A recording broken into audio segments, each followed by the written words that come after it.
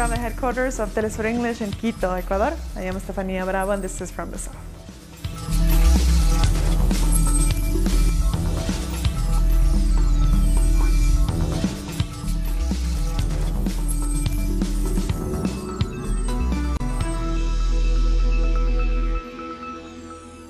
We begin with our top story in Argentina, where the Navy confirmed late Friday that the missing ARA San Juan military submarine was located deep in the Atlantic, 1 year after the vessel disappeared with several dozen people aboard. The Navy disclosed that the vessel had been detected some 907 meters below the waters of the Valdez Peninsula in the Argentine Patagonia. The vessel, which disappeared with 44 crew members, was discovered by a remote-operated submersible belonging to the United States-based Ocean Infinity Company, and is recorded as being a positive identification for the ARA San Juan submarine. Last night at midnight, the Admiral called me to confirm to me that those images were of the ARA San Juan submarine. And according to authorities, the Argentine submarine probably imploded very close to seabed. All those boats passed through that area, even the ships of the Argentine Navy, and they could never detect it. It wasn't easy, and we always said it wouldn't be easy to find a submarine, unless in the depths where we have found it.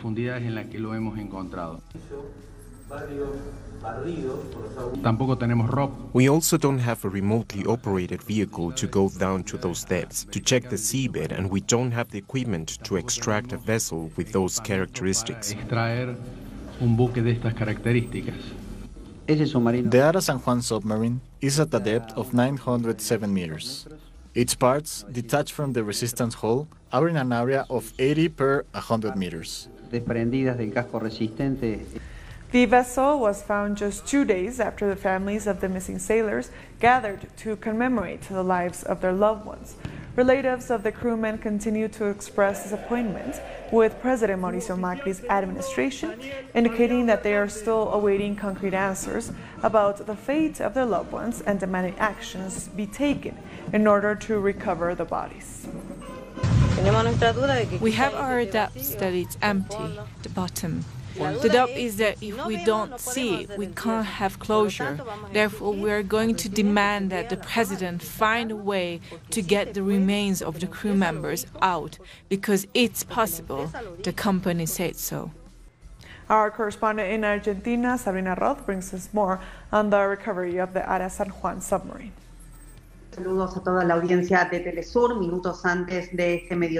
Just before noon, the Minister of Defense, Oscar Aguad, stood alongside Chief of the Argentine National Army, Jorge Glas, to hold a press conference to provide details of the discovery of the submarine, ARA San Juan. Overnight, the Army announced the discovery of the submarine by the Ocean Infinity Company. The submarine disappeared on the 15th of November of 2017 at 8:30 in the morning, which was the time of the last communication with the watercraft. The search initially lasted until the 30th of November, which sought to find and recover the crew members alive. After that date, the search for them was abandoned, but the search for the submarine continued on. The search for the submarine was also then halted. 18 countries had helped with the search, and families of the missing crew members took to an occupation in front of the Plaza de Mayo in June.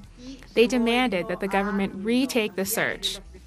This ended 50 days later with the recruitment of the Ocean Infinity Company that finally found the vessel today. We have to remember that this company was about to suspend the search this Friday until February, as they were going to take the vessel in charge of the search to South Africa for some repairs.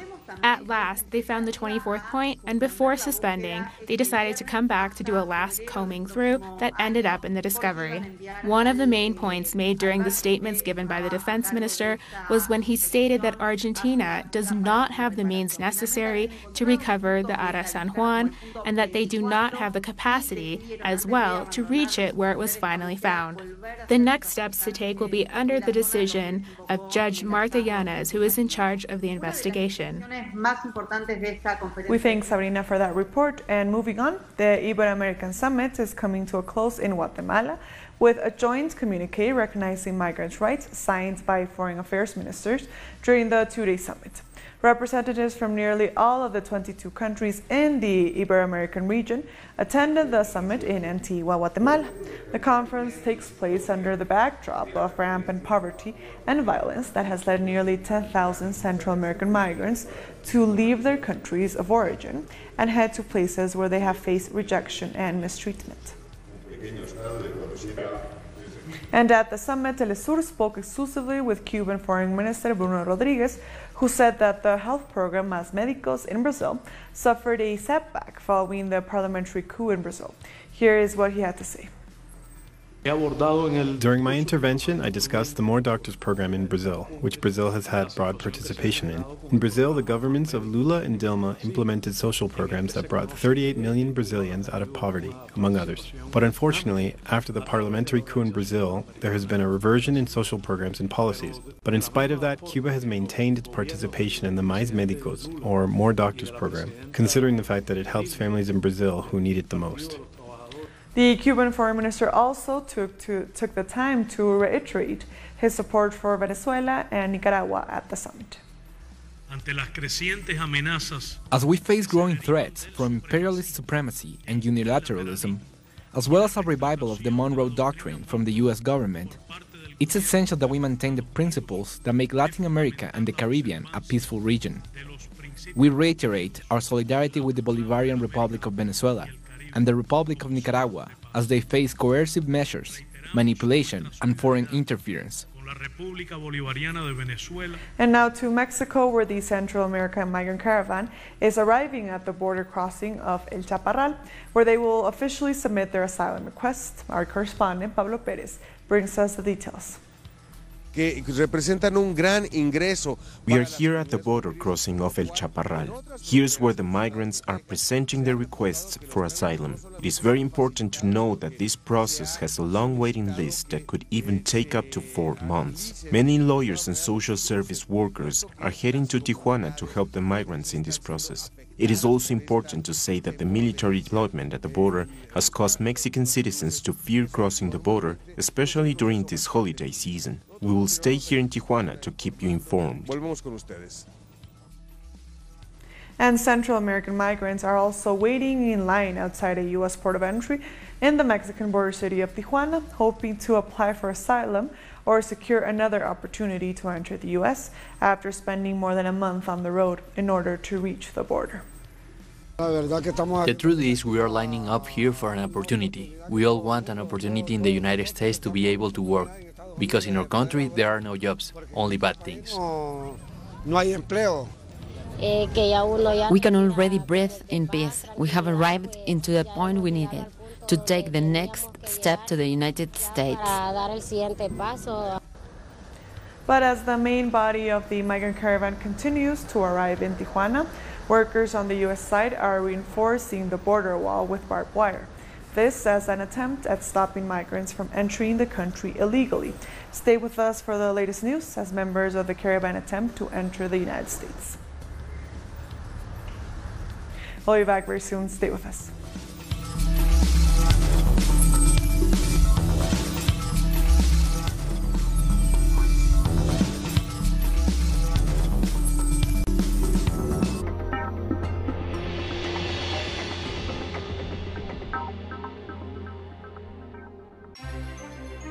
Welfare is a strange game. To save lives, you have to lose a lot of money. The word spread and austerity had entered into everyday speech. Telesur Documentaries presents how the economic austerity has become in the formula of monetary failure for many nations. PEX. Sunday, only on Telesur.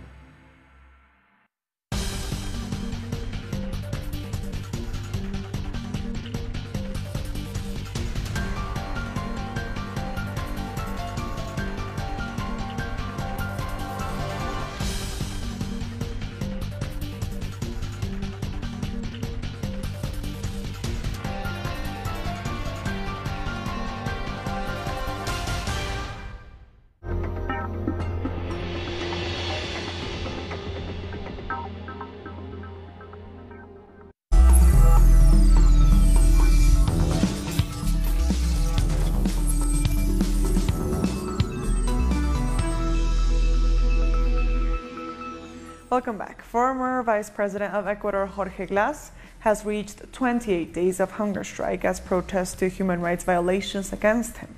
Glas's delicate health has been denounced inside and outside of the country by many. The widespread condemnation of the conditions he's been placed under goes beyond his family and includes foreign dignitaries, social organizations, and political groups. Meanwhile, there has been no response by current President Lenín Moreno, nor the High Commissioner of the United Nations for Human Rights, Michelle Bachelet, or the International Red Cross, who have been asked to verify the violations. And now we go to our correspondent from Quito, Ecuador, Denise Herrera, who has more on the story. Hello, yes, indeed, the former Vice President of Ecuador, Jorge Glas, is on the 28th day of hunger strike. This decision was taken after he was transferred to a maximum security jail in La Tacunga.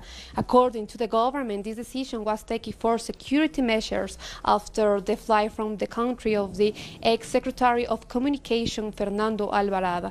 Also, his mother, in a special letter that sent to the Congress of Deputies in Spain, his mother said that she is very concerned about Jorge Glas' life inside the jail, and also she said that the government of Ecuador are violating his fundamental rights. Also, his lawyer said that the government are violating his legal process, so they are calling to the authorities to take care about Glas and to take care of a decision soon. It's all for now. Back to you at the studios. We thank Denise for that report. In Peru, a judge is evaluating the request to prevent former President Alan Garcia from being able to leave the country. A judge of the Second Anti-Corruption Preparatory Investigation Court will analyze the 18-month-old request for an exit ban for former President Alan Garcia. The request was made by the prosecutor's office for the investigation of a Limo Metro contract given to Odebrecht. The prosecutor of the Lava Jato team, who requested the restrictive measure against Garcia, said that there are indications of alleged unlawful acts of conciliation in which the former president and other investigators had incurred, which favored the Odebrecht company. The government of Michel Temer is remembered for its social and economic inequality, which is set to get worse under President-elect Jair Bolsonaro. Analysts warn that a greater shift towards neoliberalism won't reduce unemployment rates or raise the living standards for the 23 million Brazilians living in poverty. The last 2 years of the administration of President Michel Temer saw very little financial growth. Industrial production declined and public debt increased. The Brazilian state, in Lula's term, and also in the previous term, was very focused on social participation, extension of social expenditure, the decrease of inequalities, and the creation of innovative programs to address inequality. Those instruments that were in the ministries of social function were deeply reduced in the government of Temer. Temer's economic policies directly contributed to unemployment and poverty. He's remembered for the pension and labour reforms and freezing public spending for 2 decades. Economists are now warning of a government that will be fully fledged of neoliberalism, with Jair Bolsonaro at the helm. The union of ministries in a single economy is not something essentially bad. It is bad because it is serving a very determined government, a project of broad privatizations. There are almost 140 state companies, and they want to privatize 120 or 130, and that is monumental. It constitutes a sale of the public heritage never seen in Brazil. Another cause for concern is his racism, as experts say it's indicative of someone who is unable to deliver social justice to the 23 million Brazilians living below the poverty line. Such attacks end up covering over issues that are fundamental in a country that has 13 million unemployed people. How will it generate jobs for those people? What changes in the economy will be carried out to include that young man on the streets because he did not have any other option? What prospects will he offer that young person? What will he do to stop femicides? Brazil is one of the countries where more women and people from the LGBT community are killed in the world. When Jair Bolsonaro takes office in the new year, privatization of the public sector, pension reform and an increase in trade agreements outside Mercosur will be just the tip of the iceberg.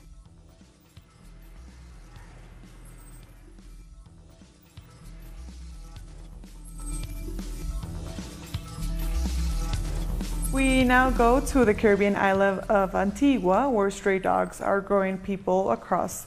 But one animal charity is on a mission to help. Our correspondent from St. John's in Antigua, Gemma Handy, has more on the story. From countryside to city streets, stray dogs are a familiar sight across the Caribbean island of Antigua. Many are emaciated and in poor health from a life left to fend for themselves. They also face the constant risk of being hit by passing vehicles. One organisation is on a mission to help. Animal charity Paws is run entirely on donations to meet the $10,000 it needs each month to run its rescue and rehoming centre. Paws is currently home to 24 adult dogs and 20 puppies. Many arrived here sick and suffering. Fleas, ticks, parasites, worms, mange, scabies, often very thin. It's hard because you can't really understand why people would leave them. Obviously some of them have been in a certain area for weeks, months, before anyone's actually picked them up or helped. So it's a bit frustrating sometimes, but I mean, at the end of the day it's nice to see them rehomed. The solution, she says, is simple. Spay and neuter. If people don't spay and neuter, they don't understand that within a few months the dog is going to have pups, the pups are going to be having pups, and it's ongoing constantly. If people don't spay and neuter their animals and they don't rehome their pups when they have them, you know, most of them just wander.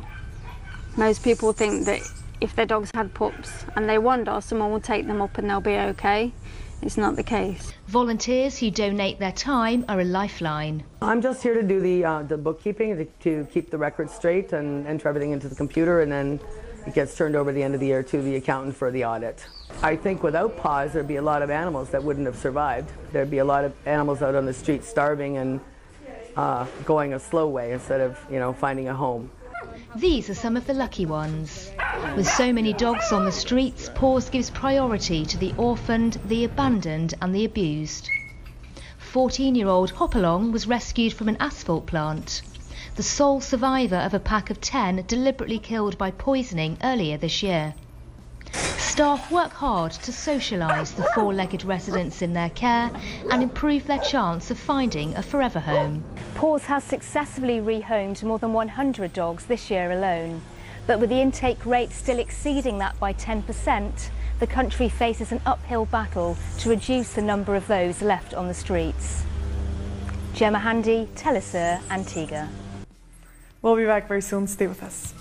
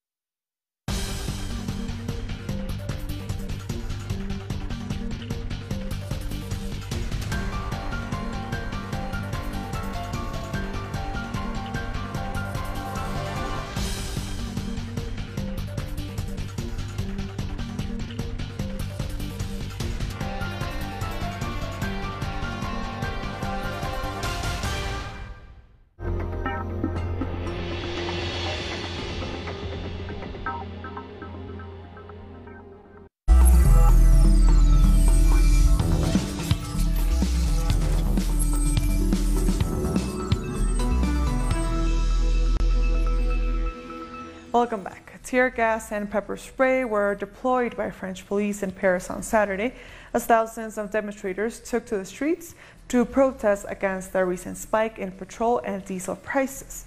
Emmanuel Macron's government raised the hydrocarbon tax in an effort to transition France from petroleum products to clean energy sources, which has resulted in higher prices and sparked a nationwide call for protests.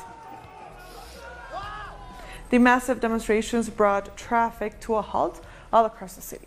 Protests have been said to be mostly peaceful, although there were confrontations between motorists and demonstrators as cars attempted to make their way through blockades. One woman was killed as a driver accelerated into her and injured multiple others in the process. British police have arrested more than 70 people in London after environmental protesters blocked 5 bridges across the River Thames. They were part of the Extinction Rebellion event near the Parliament, as thousands of people called on the British government to take greater steps against climate change, especially eliminating greenhouse gas emissions by 2025. Organizers said more than 6,000 people participated in the action. And thousands of protesters demonstrated in Norwegian cities on Saturday against restricting women's access to abortion. In Oslo, the demonstrators, some pushing children in strollers, marched through the city center carrying banners with slogans such as "My body, my rights" and "Defend abortion." The country's Christian Democrats want further restrictions or an end to terminations after the 12th week of pregnancy. The party also wants to make it more difficult or stop altogether selective abortions in multi-fetal pregnancies. Since 1978, a termination after 12 weeks must be authorized by a panel of 2 hospital doctors. Thousands have marched in rainbow-colored outfits in the annual Hong Kong Pride Parade, this year focusing on equality legislation and gender-neutral facilities. Organizers said about 12,000 people attended, while police estimate around 4,000 participants.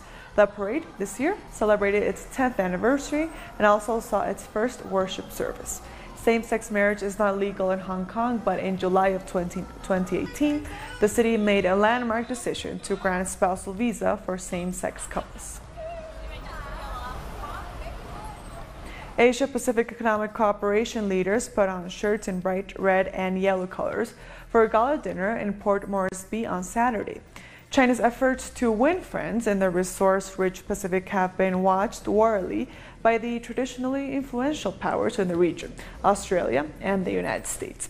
In his keynote address, President Xi said that China will make greater contribution to the common prosperity of all countries in the world while realizing its own development with a more responsible spirit. And now let's take a look at other stories making headlines around the world. At least 33 people have died in India after Cyclone Gaia made landfall in the country's southern coast on Friday, with heavy rains and winds reaching up to 90 kilometers per hour.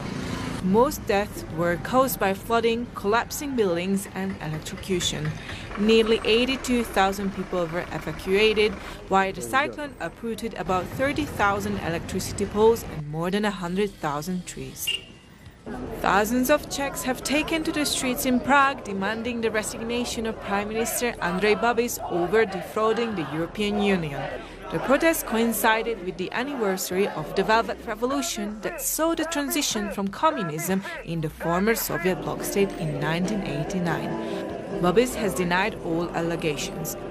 Opposition parties have called a no-confidence vote against his government, which is expected to be held on November 23rd. And in Greece, thousands of people have marched as well. They were walking through Athens to mark the anniversary of a bloody student uprising in 1973 that helped to overthrow the military junta at the time. Throughout the day, protesters marched peacefully. Some students were holding a blood-stained Greek flag, a memento of the uprising. But in the evening, dozens of hooded protesters clashed with the police, throwing stones and petrol bombs at them. In response, the police deployed tear gas.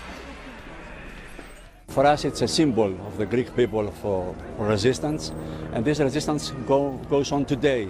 We're against fascism, we're against racism, we're against austerity. And our message is that the people from below can change the world. Israeli security forces launched tear gas at dozens of Palestinian and international journalists protesting near checkpoints in the West Bank north of Jerusalem. The journalists, including the president of the International Federation of Journalists, Philippe Leroux, were denouncing Israeli restrictions against reporters. I'm the president of the International Federation of Journalists, which represents 600,000 journalists in the world. And our message is this kind of things, the repression of Palestinian journalists from Israeli authorities cannot go on. We have a press card, which is knowledge in the whole world, but not in Israel. This is not acceptable. If Israel is a democracy, it has to accept the role of journalists. Palestinian, Israeli journalists all over the world reacting with tear gases is not a reaction of democratic state. And on Friday, the U.S. Central Intelligence Agency concluded that journalist Jamal Khashoggi was killed on the order of Saudi Crown Prince Mohammed bin Salman. The CIA has reportedly examined a telephone conversation in which bin Salman's brother, Khalid, persuaded Khashoggi to go to the Saudi consulate in Turkey to obtain marriage documents while assuring him that he'd be safe. This call was reportedly made at the behest of Mohammed bin Salman. And this news came just hours after friends and family of Jamal Khashoggi gathered in Jeddah, Saudi Arabia for his funeral prayers, and more than 6 weeks after he was killed in the Saudi consulate in Turkey. Funeral prayers for Jamal Khashoggi were also held at the Grand Mosque in Makkah. Another service was held at the Prophet Mosque in Medina after the dawn prayer earlier in the day. And with that story, we've come to the end of this news brief. These and other stories, as always, find them on our website at telesurenglish.net. Also join us on social media, Facebook, Twitter, and Instagram. For Telesur English, I am Estefania Bravo. Thank you for watching.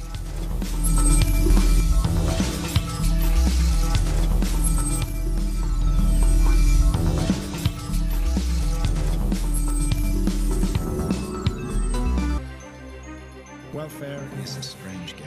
To save lives, you have to lose a lot of money. The word spread and austerity had entered into everyday speech. Telesur Documentaries presents how the economic austerity has become in the formula of monetary failure for many